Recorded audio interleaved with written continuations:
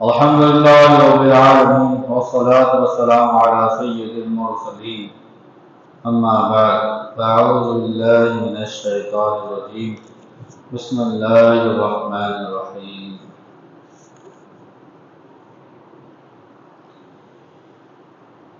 خویلد نامی ایک شخص اہل قریش میں بڑا امیر قدیر شخص تھا۔ اس کی ایک لڑکی تھی جس کا نام خدیجہ تھا۔ یہ لڑکی نہایت ذہین، عابد، امام اور صورت و سیرت اور عفت و عصمت کے لحاظ سے مکہ بھر میں سب سے زیادہ ممتاز تھی۔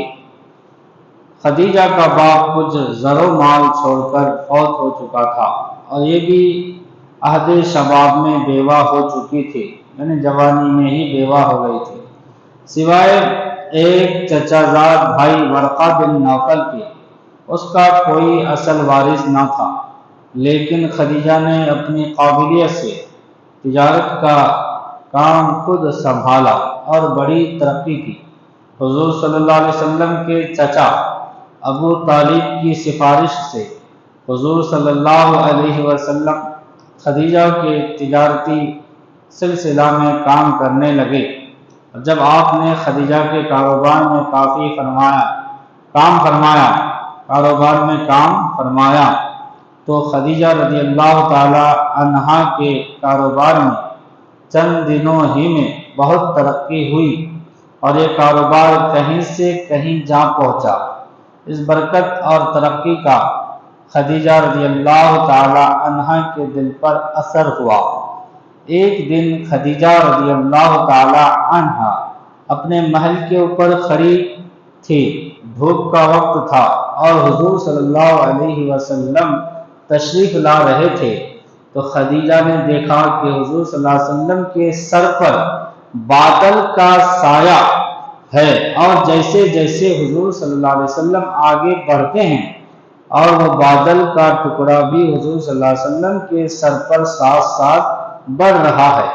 خدیجہ کو دیکھ کر بڑا تعجب ہوا اور حضور صلی اللہ علیہ وسلم کی عزت و توقیر اس کی نظروں میں اور بھی زیادہ ہو گئی، اور ایک روز حضور صلی اللہ علیہ وسلم کو بلا کر کہنے لگی کہ میرے قافلہ تجارت کے ساتھ اس دفعہ آپ بھی تشریف لے جائیں۔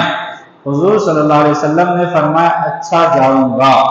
خدیجہ کی تجارت کا بڑا محتمم خدیجہ کا آزاد کردہ غلام میسرہ تھا، جس کی تحویل میں تجارت کا سب حساب رہتا تھا۔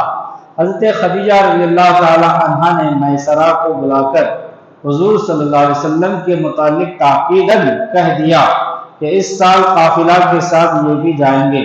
یہ جو کچھ تم لوگوں کو مشورہ ہے ان کے مشورہ پر عمل کرنا، اور سفر میں ان کی ذات سے جو کچھ واقعات گزرے ان کو اچھی طرح یاد رکھنا۔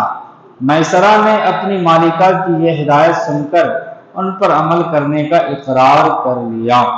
چند روز بعد یہ قافلہ مکہ سے شام کی طرف روانہ ہوا۔ حضور صلی اللہ علیہ وسلم بھی ساتھ تھے۔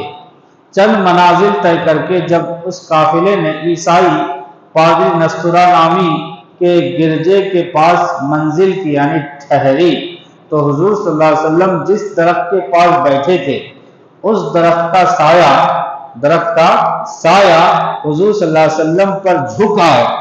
پادری یہ واقعہ دیکھ کر میسرہ کی طرف آیا اور تعجب ہو کر پوچھنے لگا، اے میسرہ، اس سال تمہارے قافلے کے ساتھ کون نوجوان آئے ہیں؟ میسرہ نے کہا یہ اہل قریش میں سے ہیں۔ پادری نے کہا بے شک یہ تمہارے قافلے ہی کے سردار نہیں بلکہ کسی دن سارے جہان کے سردار ہوں گے۔ میسرہ نے کہا آپ کو یہ کیسے معلوم ہوا؟ پادری نے کہا ان کی آنکھوں میں سرخی معلوم ہوتی ہے، سوائے نبی کے اس درخت کے نیچے اور کوئی نہیں بیٹھا۔ مجھے تو یہ نبی آخر الزمان معلوم ہوتے ہیں، یعنی یہ آخری نبی معلوم ہوتے ہیں۔ کاش میں اس وقت تک زندہ رہتا جب کہ یہ مبعوث ہوں گے، یعنی نبی بن کر آئیں گے۔ اس تمنا کے بعد پادری نے میسرہ کو تاکید کر دی کہ ان سے کسی وقت جدا نہ ہونا، سچے ارادے اور نیک نیتی سے ان کے ساتھ رہنا، کیونکہ محمد صلی اللہ علیہ وسلم وہ ہیں جنہیں اللہ تعالی شرف نبوت سے سرفراز فرمائے گا۔ علاوہ اس واقعہ کے اور بھی کئی ایسے واقعات راستے میں گزرے۔ آخر یہ قافلہ ملک شام میں پہنچا اور حضور صلی اللہ علیہ وسلم کی برکت سے حضرت خدیجہ رضی اللہ تعالی عنہا کا تمام سامان تجارت اس سال دگنے یعنی ڈبل، چگنے یعنی چار گنا، دگنے چگنے منافع پر، 4 گنا منافع پر فروخت ہو گیا۔ تو تمام قافلے والے خوش و خرم اپنی مالکہ خدیجہ سے انعام و اکرام حاصل کرنے کی خوشی میں مکہ شریف کی طرف واپس ہوئے۔ ان بابرکت واقعات سے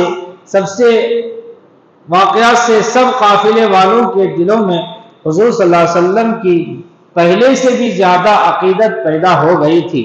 میسرہ اپنی مالکہ کی ہدایت کے مطابق نہایت ادب سے آپ کی ایک ایک ادائے مبارک اور پیش آمدہ واقعات پر غور کرتا ہوا ساتھ آ رہا تھا۔ جب یہ قافلہ مکہ کے قریب پہنچا تو سب میں رائے یہ قرار پائی کہ حضور صلی اللہ علیہ وسلم اپنی سواری دوڑاتے ہوئے سیدھا خدیجہ کو سامان تجارت کی فروخت اور کافی منافع کی خوشخبری دینے سب سے پہلے جائیں۔ چنانچہ اس تجویز کے مطابق حضور صلی اللہ علیہ وسلم اپنی سواری دوڑاتے ہوئے جس وقت خدیجہ کے محل کے طرف تشریف لا رہے تھے، اتفاقاً اس وقت خدیجہ بھی اپنے محل کی چھت پر کھڑی تھی، جنہیں اس سوار والا تبار کی عجیب شان نظر آئی۔ سوار کا چہرہ چاند سے زیادہ منور تھا اور اس کے سر پر ابر کا ٹکڑا یعنی بادل کا ٹکڑا سایہ کیے ہوئے ساتھ دوڑ رہا تھا۔ حضور صلی اللہ علیہ وسلم کی یہ شان میں پاک حضرت خدیجہ رضی اللہ تعالی عنہا کے دل پر گہرا اثر فرما گئی۔ حضور صلی اللہ علیہ وسلم جب تشریف لائے اور مال کے چگنے منافع پر فروخت ہو جانے کی خبر سنائی تو خدیجہ رضی اللہ تعالی عنہا کے دل میں حضور صلی اللہ علیہ وسلم کی برکت و سیرت اور عقیدت کا خاص جذبہ پیدا ہو گیا۔ اتنے میں قافلے والے بھی آ گئے۔ میسرہ نے اپنی مالکہ سے سفر کے سارے حالات اور حضور صلی اللہ علیہ وسلم کی برکات کا ذکر کیا اور پادری کی نصیحت کے الفاظ بھی سنائے۔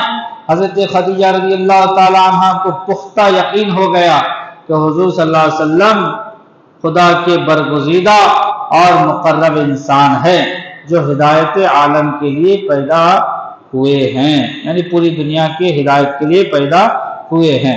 کچھ دنوں تک حضرت خدیجہ رضی اللہ تعالی عنہ خاموش رہی اور پھر ایک روز حضور صلی اللہ تعالی علیہ وسلم کو پیغام نکاح دے دیا۔ حضور صلی اللہ علیہ وسلم نے نہایت حیا و شرم کے ساتھ یہ جواب مرحمت فرمایا کہ اس کے متعلق میرے چچا ابو طالب کی اجازت ضروری ہے۔ چنانچہ حضرت خدیجہ رضی اللہ تعالی عنہ نے ابو طالب کے پاس تحفہ تحائف دے کر حضور صلی اللہ علیہ وسلم کے ساتھ اپنے نکاح کا پیغام ارسال کیا یعنی بھیجا۔ اگرچہ ابو طالب کو حضور صلی اللہ علیہ وسلم کی عمر شریف کم اور حضرت خدیجہ رضی اللہ تعالی عنہ کی عمر شریف زیادہ ہونے کے باعث یہ پیغام قبول کرنے میں کچھ تعامل تھا، لیکن اپنی بیوی کے مشورہ سے پیغام قبول کر لیا اور تاریخ نکاح مقرر ہو گئی، اور ورقہ بن نوفل، ابو طالب، حمزہ اور دیگر رؤوسائے مکہ یعنی مکے کے بڑے بڑے لوگ شرکت و ان کے موجودگی میں نکاح ہو گیا اور حضرت خدیجہ الکبریٰ رضی اللہ تعالی عنہا حضور صلی اللہ علیہ وسلم کے عقد میں آ گئی۔ اور نکاح کے بعد حضرت خدیجہ رضی اللہ تعالی عنہا نے اپنے تمام مال اور اسباب، جائیداد، منقولہ وغیرہ، منقولہ حضور صلی اللہ علیہ وسلم کی نظر کر کے بندگان قریش سے کہا، یعنی جو کچھ بھی خدیجہ کے پاس تھا سب حضور کی خدمت میں دے کر کہا کہ تم لوگ گواہ رہو، میں اپنی مرضی سے تمام مال و متاع حضور صلی اللہ علیہ وسلم کی خدمت میں پیش کرتی ہوں۔ آج اسے یہ سب کچھ انہی کا ہے، چاہے اپنے پاس رکھے یا کسی کو دیں یا راہ خدا میں خرچ کر دیں۔ چنانچہ حضور صلی اللہ علیہ وسلم نے حضرت خدیجہ رضی اللہ تعالی عنہا کی مرضی کے مطابق تمام زر و مال راہ خدا میں خرچ کر دیا، اور سب کنیزوں غلاموں کو آزاد کر کے حضرت خدیجہ رضی اللہ تعالی عنہا کو بھی اپنے ساتھ زاہدانہ زندگی بسر کرنے کا عملی سبق دیا۔ سبق ام المومنین حضرت خدیجہ رضی اللہ تعالی عنہا شرافت اور نجابت، سیرت و صورت، خوبی، قسمت میں بہت ممتاز درجہ پر فائز تھی، اور سب سے پہلے یہ شرف آپ کو حاصل ہوا کہ سرور کونین محبوب کبریا حضور احمد مجتبی محمد مصطفیٰ صلی اللہ علیہ وسلم کے نکاح میں آئی، اور آپ بڑی فیاض دریا دل سخی تھی کہ اپنا سارا زر اور مال حضور صلی اللہ علیہ وسلم کے قدموں میں نچھاور کر دیا۔ اور یہ بھی معلوم ہوا کہ ہمارے حضور صلی اللہ علیہ وسلم کا سکہ زمین و آسمان پر جاری ہے۔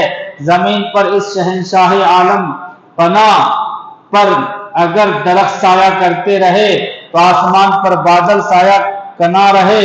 فائدہ، حضور صلی اللہ علیہ وسلم کی اس نکاح کے وقت عمر شریف 25 سال کی تھی، حضور کی عمر 25 سال کی تھی، اور حضرت خدیجہ رضی اللہ تعالی عنہا کی 40 سال کی۔ اور جب تک حضرت خدیجہ رضی اللہ تعالی عنہا زندہ رہی، حضور صلی اللہ علیہ وسلم نے دوسرا نکاح نہیں فرمایا۔ دیگر ازواج مطہرات آپ کے نکاح میں حضرت خدیجہ کے وصال کے بعد آئی۔ معلوم ہوا کہ حضور صلی اللہ علیہ وسلم کا نکاح فرمانا محض تعلیم و تشریح امت کے لیے تھا، ورنہ